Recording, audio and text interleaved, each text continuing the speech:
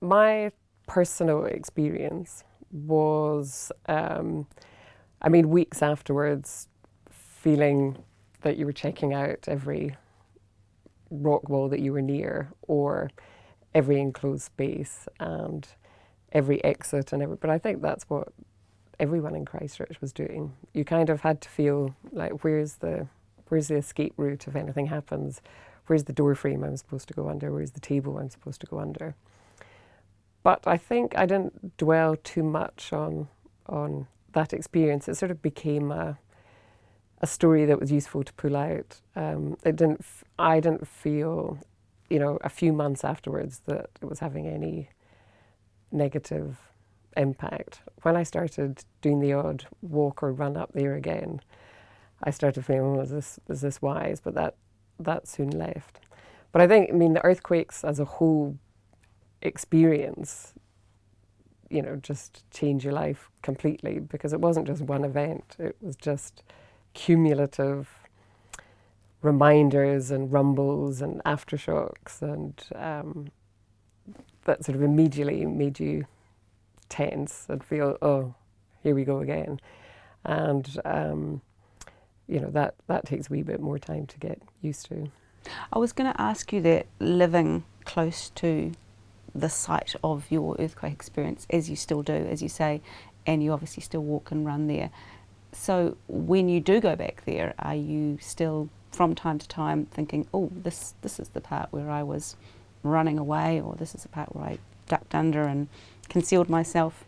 Well, that bit of the track was impassable, so I didn't go back for probably, I kind of showed some friends the bottom of the hillside and the rocks. And I remember when I came back, my brother was just, because he'd been at home looking after the kids, and he had no realization really what had just happened. And then I took him back a week later and said, oh, this is where I was. And he was like, oh my God, that's, and he realized. But then a few years later I went back, and the track was so overgrown, and you could hardly even see. So it took quite a while to work out where I'd actually been. And I go up Captain Thomas's probably once a week with the dog.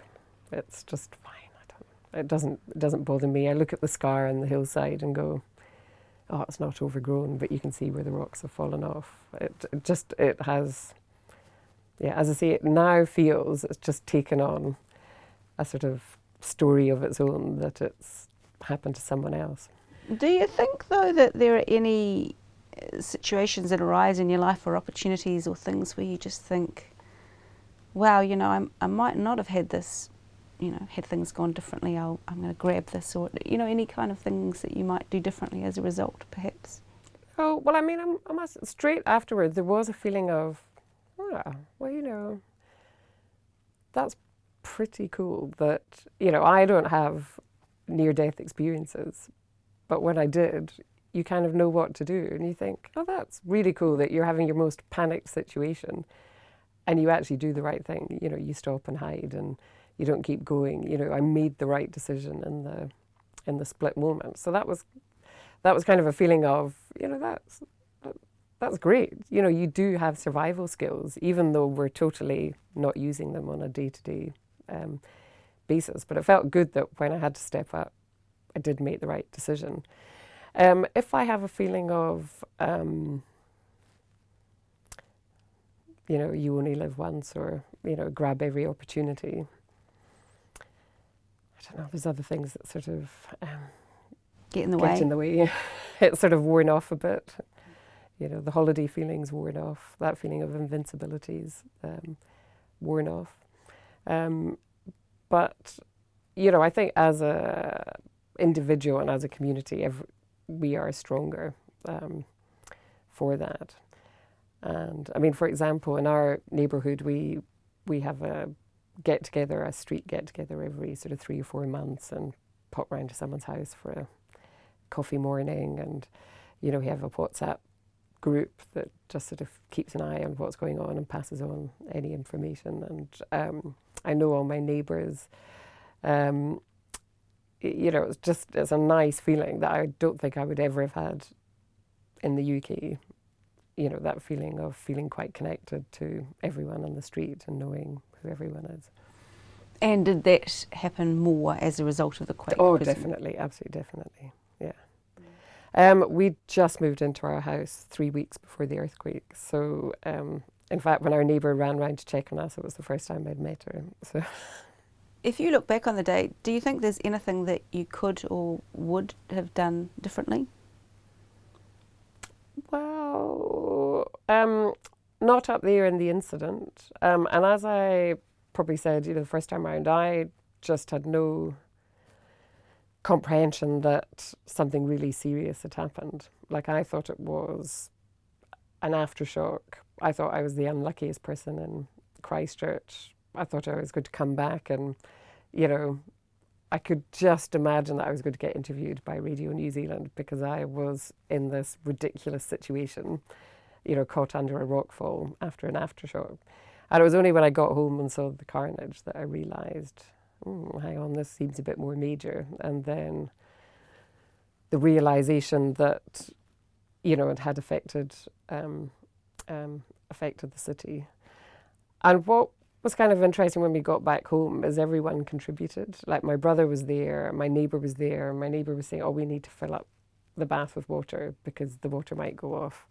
Oh, we need to turn the electricity off, we need to do this. And it was kind of by committee. We got through and made sensible choices. But at that stage, we didn't have emergency boxes and things like that. And now, like, I would never let my phone get uncharged. We'd never let the car get half filled with petrol. We've got a really well-stocked emergency box. We've got water bottles downstairs. And, you know, we've got a plan about if there's an event, where we'd go. You know, I think just everyone's just that wee bit more organised. We've got your interview and we were going to show you a little snippet. I was totally braced for the impact. I just thought, when's the big rock coming? And then it just stopped. And I just curled up there for about a minute, for about 2 or 3 seconds and thought, has it stopped? And then I didn't know whether to move or, because I felt quite safe where I was then. I thought, is there more to come? Lots of people in Christchurch tell these stories again and again. Yeah. And as you say, over time they get refined and this is the story. Honed down. It is a Christchurch thing. Yeah. We've all got one.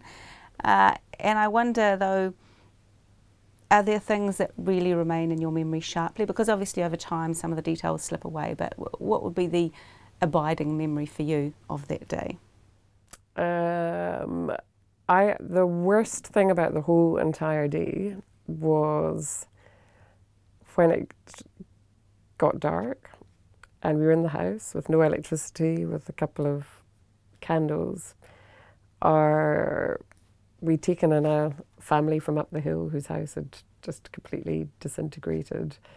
We were just kind of having pasta in the kitchen, cooked off the barbecue, and I just remember it was pitch dark outside.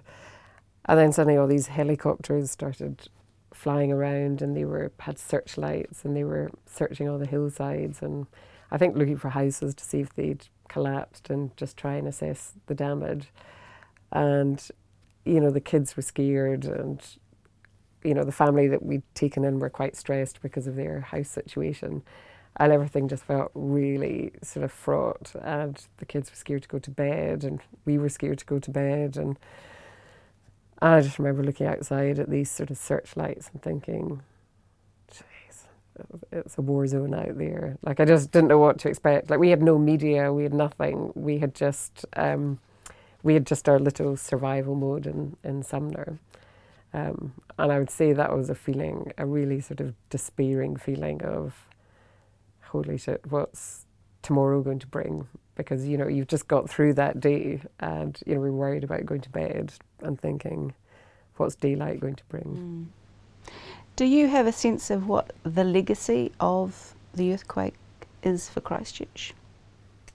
I mean, it's pretty sort of naff to say it makes people stronger and more resilient. But I think, when you've coped with that, and now, now I have total sympathy when you hear about an earthquake, like in Nepal or somewhere else, because you realise it's not one thing. It's months and months and months of aftershocks and recovery and sort of stress and concern about your house and your income and your family well-being. But I mean, I walk around town now and I just think it's just looking so incredible. And I think people do just have a feeling of, let's just try and make life as good as we can with what we've got. I think the sense of community is a lot stronger. And I think that would have to be the biggest thing. I think just definitely a stronger sense of community. And I think that's, especially obvious in places like Sumner. You mentioned people becoming stronger and more resilient. Do you personally feel stronger? Definitely, yeah. Yeah. I mean, I feel like if you've coped with an earthquake situation like that, and as I say, it's not so much the day, because for me it did not become, I mean, I don't think I got any PTSD or anything after that. As I say, it just became a good story, and sort of became more disconnected in the telling. It was more the whole after effects of the earthquake and just the trauma to the city and the such sad stories that you heard, and the ongoing stress of aftershocks. Like that is what was difficult. As I read somewhere that any old idiot can cope with an emergency. It's the day-to-day mundane stuff that wears you down.